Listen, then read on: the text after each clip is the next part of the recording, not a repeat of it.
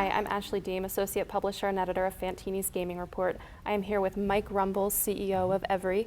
Mike, it's a pleasure to have you as always. Oh, thank you. And before we start, I want to thank Everi again for sponsoring our G2E coverage, which allows us to bring a breadth of content to the industry. No, our pleasure, absolutely.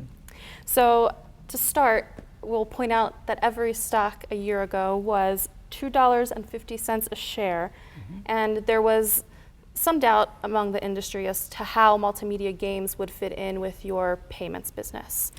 Yeah, there was some concern that the businesses wouldn't integrate well, and I think what people missed was there was never an intention for a complete integration.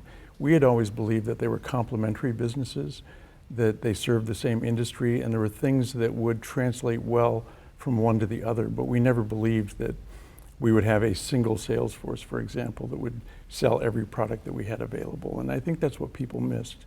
And as a result, the product was, or the stock rather, as a result of the product mix, I think fell far too low. And as you can see, it's rebounded nicely now. Well, it's tripled. It closed Friday at $7.59 a share, right. And now you've got some hot products on the slot side.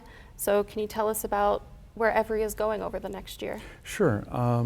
You know, the legacy multimedia games, or MGAM, really was focused primarily on Class 2 markets.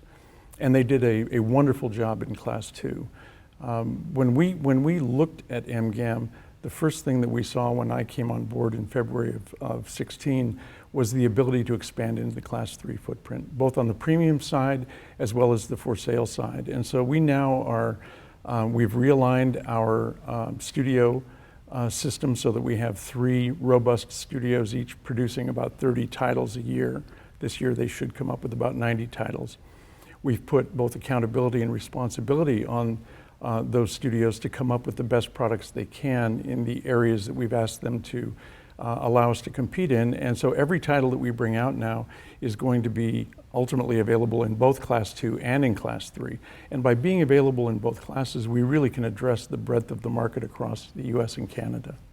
Now, are there parts of the business on the game side where Everi is not going to compete? There's no part of the casino floor that we won't compete on the game side. The one area that we probably won't be in competition with the bigger operators is we're not going to spend millions and millions of dollars for a license. We think a license is a great way to attract people to a gaming device, but at the end of the day, it's the play features, the mechanics, and the math behind the game that ultimately entrance the players and hopefully get them to come back to your games. So, we won't be competing for the biggest titles that you see out there, but our games, I believe, will be competitive with those titles. And kind of backtracking a little bit, how far are you along in the process of competing with the larger suppliers? We're actually quite a ways down the road now. We have both for sale as well as premium video product. We have for sale and as well as premium mechanical reel stepper product. We have high denom stepper product that is performing extremely well in the marketplace. And we now have a Class 2 wide area progressive that we've had great early success with, and we expect in 2018 to be moving into the Class 3 wide area progressive space. So we're really going to be throughout the rest of this year and next year moving into every possible space on the floor, commercial or tribal, Class 2 or Class 3. Now, does that happen organically? Are there acquisitions in the future to fill in those niches within the game side? As it turns out, Everi, having had a vast experience in central determinant systems and operating games, for example, for the state of New York, where Everi is making the determination on 18,000 VLTs spread across an entire state, has already had all of the technology necessary to convert into a wide area progressive. They just had never done that before.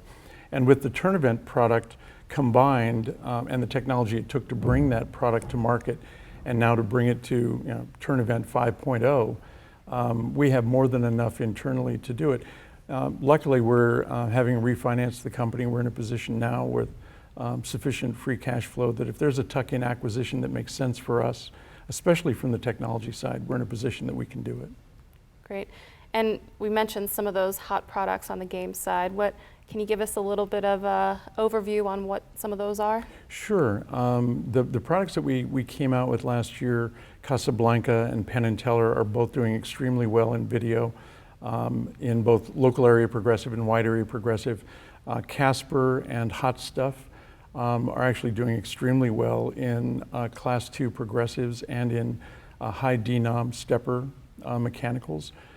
This year, if you come to the Everi booth, you'll see things like Shark Week and Renegade reels with Hot Stuff on it, which is a new form factor. We have 2 new premium form factors that we're bringing out. We have another for sale form factor. So now Everi's going to have a real breadth of look and feel to the games. But the Shark Week on Arena is pretty amazing. It looks like you have a giant circular aquarium in the middle of your casino when you put that product on your floor. And you talked a little bit earlier about the math. Can you talk to us about what's unique behind Everi's offerings when it comes to the math side of the games? What I can say about that is I've for a long time been a believer that the play of the game mechanics, some of the bonus features, are all important in terms of the enjoyment for a player when they're sitting at the machine. But what really brings a player back is if they feel that they're getting the kind of reward for their time invested playing that game.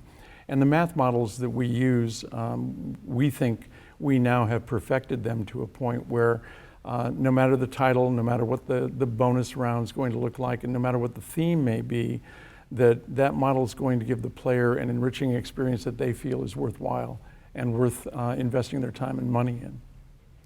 Now, payments is obviously your historical business in North America. So what are some new products on the payment side, and where is that business going? I think people will be amazed. The way our booth is set up, we've showcased some of the new games up in the front of the booth, but we have a direct walkway straight back to our payments area. And one of the things people will see in that area that I think will surprise them is our mobile wallet applications and our ability to move value from your mobile phone at home using our application into any of the casinos where you have player accounts. And then once you're in those casinos, putting it down to the gaming device, or getting a slot ticket from a kiosk, or going to the cage and getting cash out, or moving that money from your wallet back into your credit card or your debit card or back into your checking account. All of that functionality is available on all of our products on any casino floor that has our wallet product. Now, you've married the payments and the game side. What is the future structure? Is there always the potential for a spin-off of one or the other? Oh, that's always available. I mean, I learned a long time ago in this industry never to say never. But we think that they're so complementary. As an example, our mobile wallet and that technology will be able to transfer from a player's account directly to a gaming device because we know how the gaming devices work, and we can set up our gaming devices to do that and prove to any casino owner that if we can do it, every one of your slot manufacturers can do it. And you can put this device into your cage and into your customers' hands and eliminate a lot of the expense that you have on your floor today. It is all about the products this week. So we've talked a lot about them, but what are 2 products that I'm coming to the Everi booth, what should I see? The first thing you should look for on the payment side is you definitely should look at the mobile wallet applications and ask how that actually threads its way throughout the casino operation. And on the game side, I would say Willie Nelson only because I love the way we've put together Willie Nelson and his music, but the Shark Week on Arena is an amazing looking product and you should come see that. Well, I look forward to it. Thank you again for joining us, Mike. Absolutely, thank you.